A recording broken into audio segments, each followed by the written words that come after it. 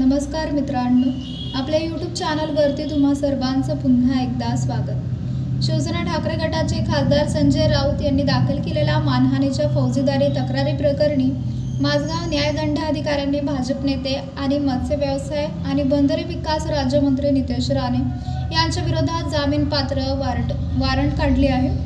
नितेश राणे यांच्याकडून 7 मे रोजी एक वक्तव्य करण्यात आलं होतं।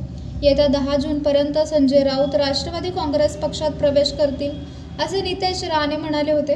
त्यांच्या या वक्तव्यावर संजय राऊत यांनी अब्रूनुकसानीचा दावा केला होता।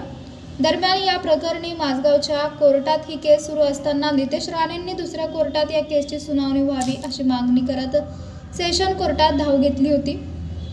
मात्र सेशन कोर्टाने नितेश राणेंची ही मागणी फेटाळली। त्यानंतरच्या दोन्ही तारखांना विशेष नितेश राणे हजर न राहिल्याने माझगाव कोर्टाने आता नितेश राणेंविरोधात जामीन वॉरंट काढले आहे। त्यामुळे आता नितेश राणे यांना कोर्टात उपस्थित राहून जामीन घ्यावा लागणार आहे। सत्तांतराच्या काळात ठाकरे गट नेते संजय राऊत हे राष्ट्रवादी काँग्रेसमध्ये प्रवेश करणार असल्याचे वक्तव्य नितेश राणे यांनी केलं होतं। मे 2023 मध्ये नितेश राणे यांनी संजय राऊत यांचा उल्लेख साप म्हणून केला होता। यानंतर संजय राऊतांनी नितेश राणेंविरोधात अब्रूनुकसानीचा फौजदारी खटला दाखल केला होता। संजय राऊत राष्ट्रवादी काँग्रेसमध्ये प्रवेश करणार असल्याचं विधान नितेश राणे यांनी केलं होतं।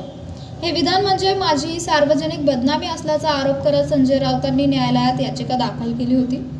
संजय राऊत यांच्या याचिकेनुसार महाराष्ट्राच्या राजकारणात आणखी एक भूकंप होणार आहे। उद्धव बाळासाहेब ठाकरे गटाचे खासदार तथा संजय राऊत हे लवकरच राष्ट्रवादी काँग्रेसमध्ये प्रवेश करतील। राष्ट्रवादी काँग्रेसच्या वर्धापन दिनी किंवा 10 जून पूर्वीच संजय राऊत राष्ट्रवादीमध्ये प्रवेश करतील असा सार्वजनिक दावा नितेश राणे यांनी केला होता। राज्यात महाविकास आघाडीचं सरकार जाऊन शिंदे-फडणवीस सरकार स्थापन झाल्यानंतर नितेश राणेंनी हे वक्तव्य केलं होतं। या संदर्भात संजय राऊत यांनी तक्रार दाखल केली होती। या प्रकरणी माझगाव न्यायदंडाधिकारी न्यायालयामध्ये अब्रूनुकसानीचा खटला दाखल करण्यात आला होता। गेल्या अनेक वर्षांपासून संजय राऊत आणि नितेश राणे यांच्यामध्ये खंडाजंगी झाल्याचं पाहायला मिळत आहे। हे दोन्ही नेते एकमेकांवर आरोप प्रत्यारोप करत दिसत असतात।